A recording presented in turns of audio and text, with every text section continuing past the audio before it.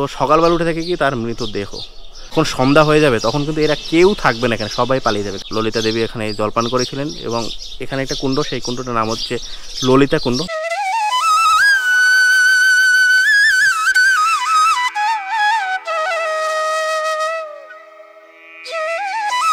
রাধে রাধে। আমি এই মুহূর্তে আছি নিকুঞ্জ বন, বা এর আরেকটি নাম হচ্ছে সেবা বন। এটি খুবই মহত্বপূর্ণ, দ্বাদশ বনের একটি। তো এখানে আপনারা শুনতে পাচ্ছেন যে পাখির কোলাহল আর প্রচুর বানর এই স্থানে আছে। কিন্তু যখন সন্ধ্যা হয়ে যাবে তখন কিন্তু এরা কেউ থাকবে না এখানে, সবাই পালিয়ে যাবে। কারণ এই স্থানে ভগবান শ্রীকৃষ্ণ তার সখীদের নিয়ে নিত্যবিলাস করে এবং এটা কিন্তু মধ্যরাত এবং সন্ধ্যা থেকে এটা স্টার্ট হয়ে যায়। খুবই মহত্বপূর্ণ একটি স্থান নিকুঞ্জবন বা সেবাবন। তো আমি সেই স্থানে আছি, আপনাদের একটু দর্শন করার চেষ্টা করব। আর এখানে একটি কুণ্ড আছে, সেটা হচ্ছে ললিতা কুণ্ড।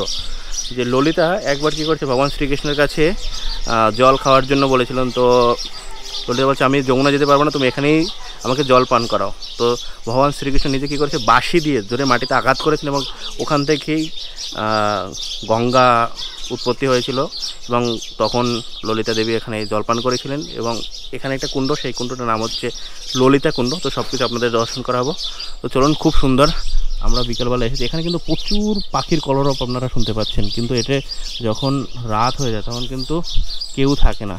আর একবার এক মহাত্মা, মানে তিনি এটা প্রমাণ করার জন্য এর ভিতরে সন্ধ্যার পরে এর ভিতরে লুকিয়েছিলেন। তখন তো এই মানে সেটা অনেক দিন আগের কথা, তখন তো এই যে লোহার ব্যারিকেডগুলো ছিল না। তো সকালবেলা উঠে থেকে কি তার মৃতদেহ। তো এটাই প্রমাণ হয় যে এই স্থানে কোনো মানুষ বা কোনো প্রাণী, সাধারণ কোনো প্রাণী কেউ এখানে থাকতে পারে না।